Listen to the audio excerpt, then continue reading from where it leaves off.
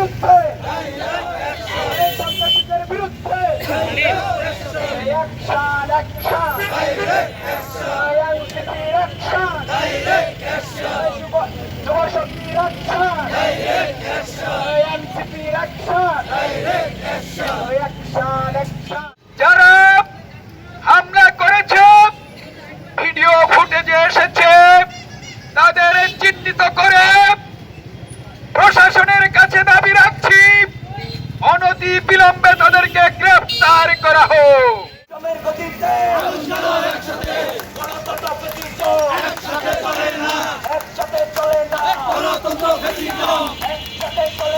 গণতন্ত্র